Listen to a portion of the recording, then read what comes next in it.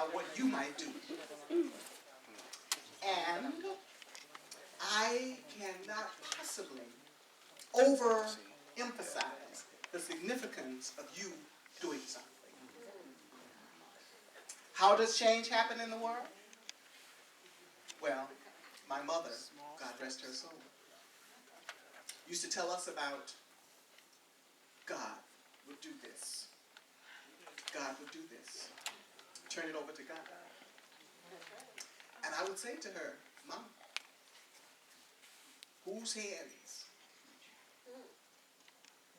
does God work with?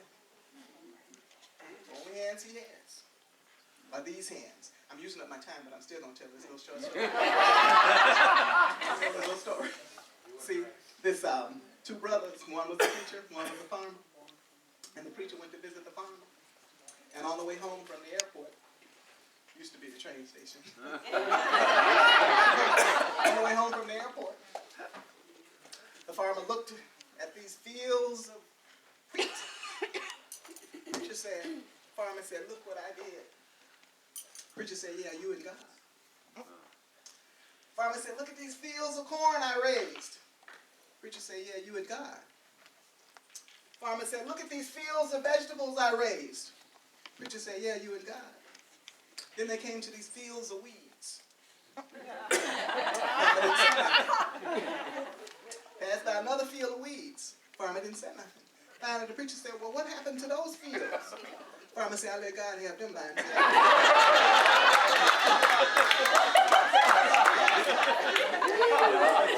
All right?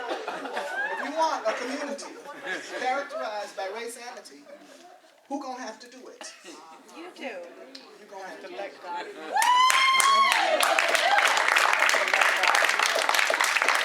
So, one more story before they take the mic.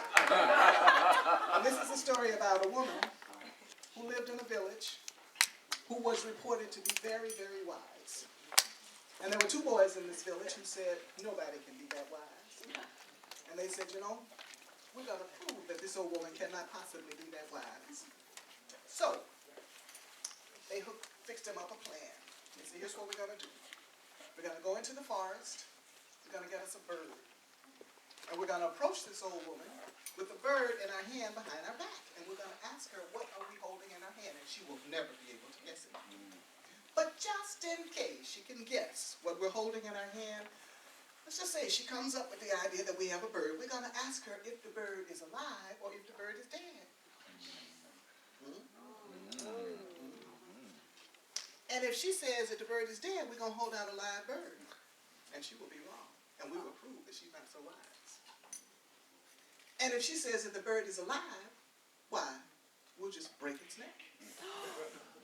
And we'll hold out a dead bird. And she'll be wrong. Any way it goes, we'll prove that she's not so wise. And so they did. They went into the forest. They got a bird. They approached the old woman holding the bird in her hand behind their back. And they said, old woman, tell us, what are we holding in our hand? And she thought, and she thought, and she thought, and she finally said, you're holding a bird. Well, they were a little surprised, but they knew that their plan could not fail. So they said, punchline, tell us, old woman, is the bird alive or is the bird dead?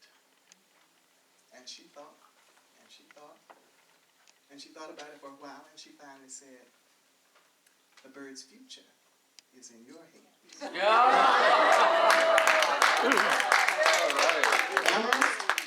Amherst can have a community characterized by amity, by care, by connection, by relationships across boundaries. It's in your hands. I'm glad, because I know you can do it.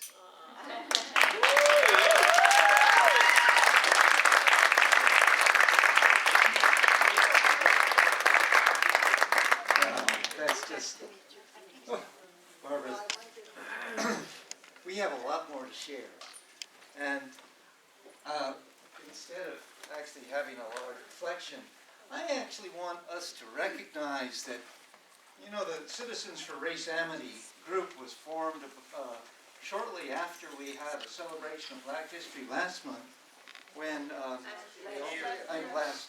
year, thank you, last year, and it was very vibrant, and it was kind of the impetus to say, let's do this again, but let's actually not just do it, but let's move on and actually start to look for ways of organizing events and activities that can deepen this process across racial and class and cultural lines.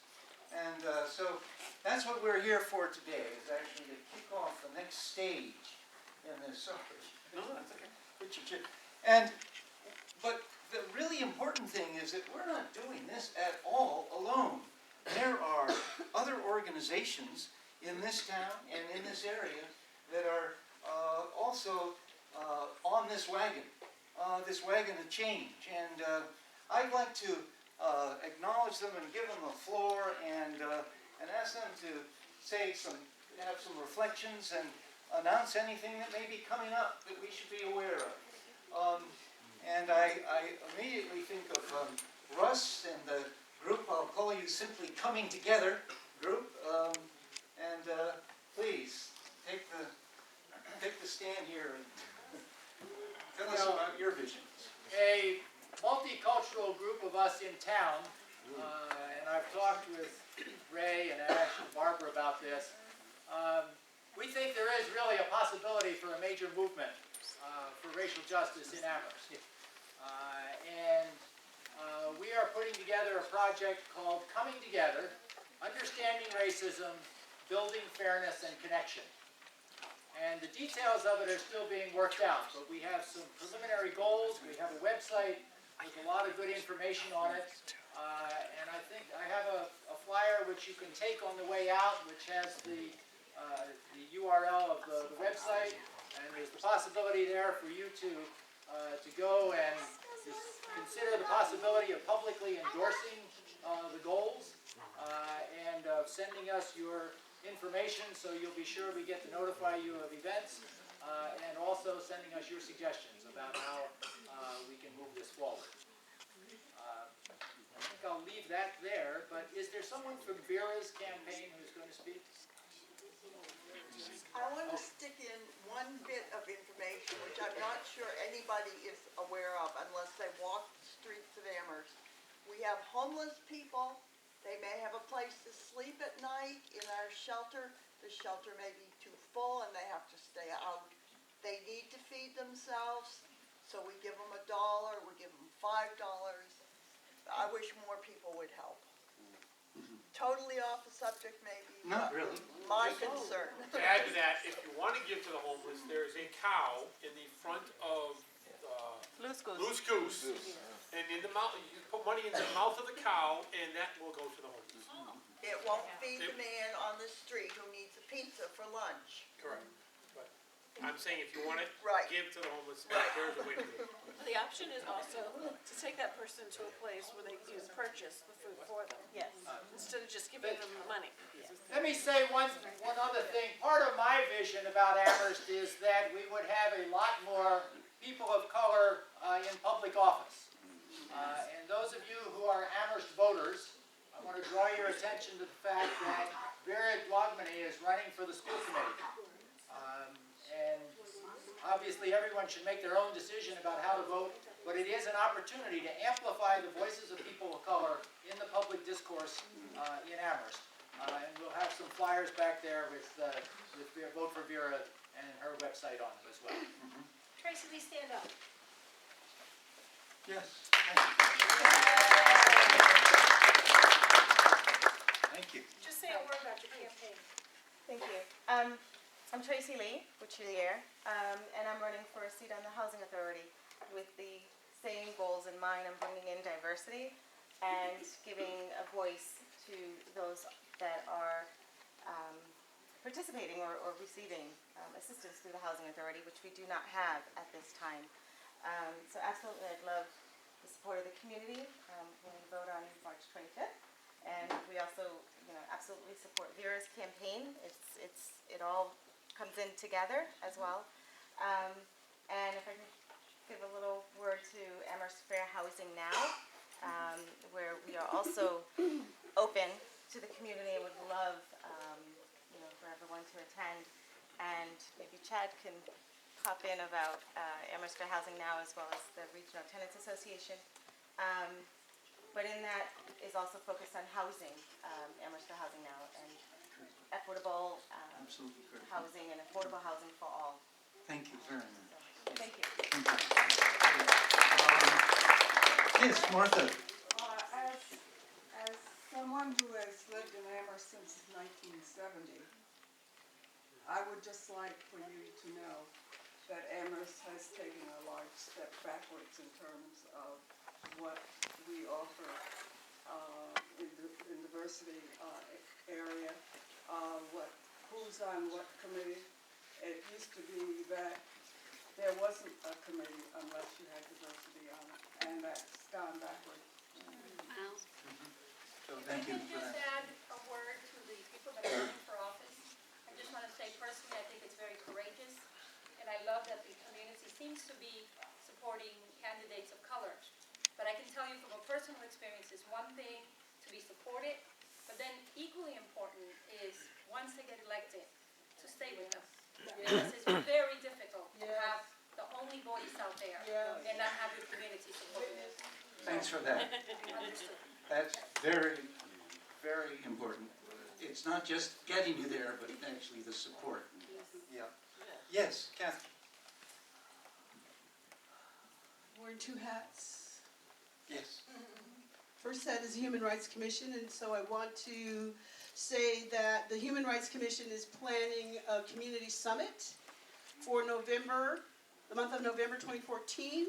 Our goal is to bring community members together to develop action steps we will take as a community to undo racial bias in our town.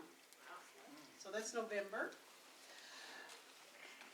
Where will we hear about it? The other half. Once it. You will go to the Amherst Human Rights Commission blog, Amherst HRC or amhersthumanrights.blogspot.com, and all the current and updated information about the activities of the Human Rights Commission are posted there. Thank you. Great. And hat too. Is the NAACP hat, and the NAACP is sponsoring a candidates forum on March 20th. Yes, March 20th. So go to the Amherst NAACP blogspot for updated information. Okay. All right, great. Great. Thanks for the NAACP, by the way, also nationally, is leading the theme of recognizing unsung heroes.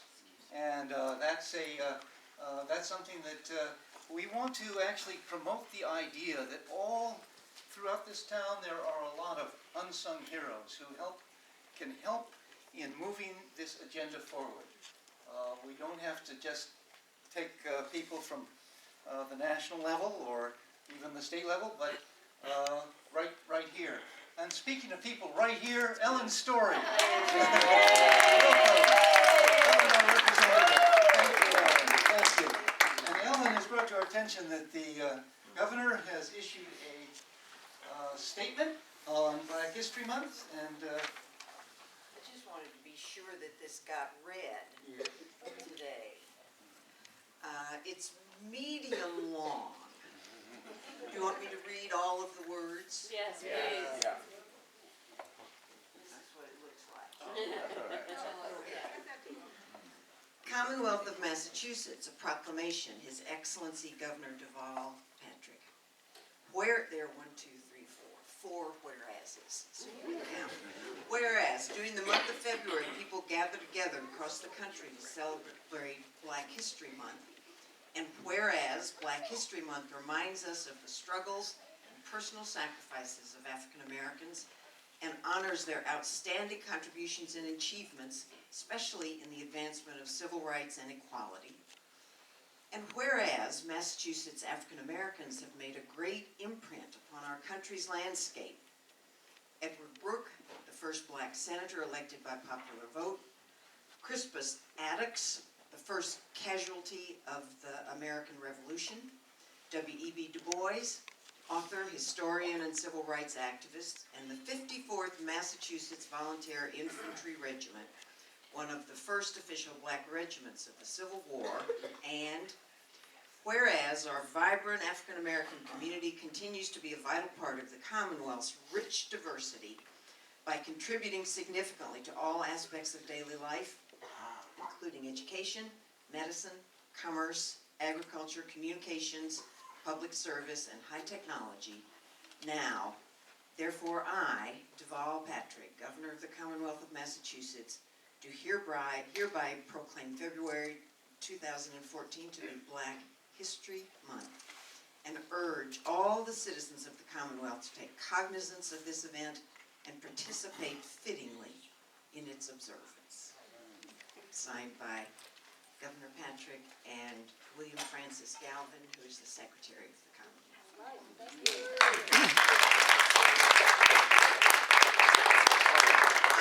I will just add one last sentence. I never thought in my lifetime that I would live to see a black governor and a black president.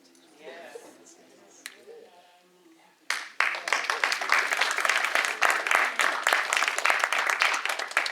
Thanks for that.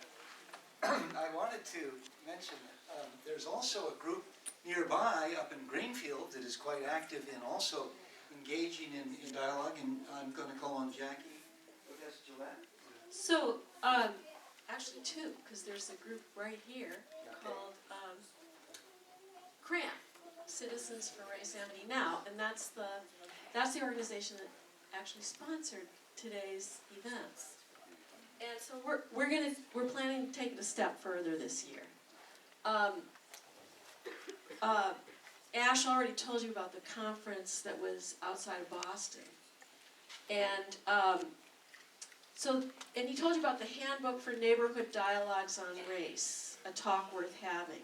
So we decided that we're actually going to initiate, as Ash mentioned, a series of dialogues here at the library, hopefully on a monthly basis, based on this handbook, which is fascinating because it has such a wide breadth of ideas to talk about. So I'm just going to read you a little bit of this. While keeping the discussion focused, we will create an atmosphere in which ideas and sentiments are exchanged respectfully, and everyone has the chance to share and learn from one another. And that also, as we did here, at the end of this series of dialogues, which is, it's projected to be 6, but it could be more because there's a lot of information packed into those 6 sessions that could be possibly expanded. But at the end, the last couple of sessions are dedicated to action plans, either or both on an individual level and on a group level. But a little bit more formal and a little bit more developed. So the first meeting will be on Saturday, March 29th in the Amherst room, which is up on the 2nd floor here, from 1 to 4. So you can write that down if you're interested. Saturday, March 29th, 1 to 4 p.m. here in the Amherst room. And then the second announcement is about Mass Slavery Apology. Mass Slavery Apology Organization is an organization out of Greenfield, and they've been doing some wonderful things. And currently they have 2 ongoing events. One is the first Saturday of every month. There is an event planned. Sometimes it's a film, sometimes it's something else. But there's always an event at the, let me tell you what the church is.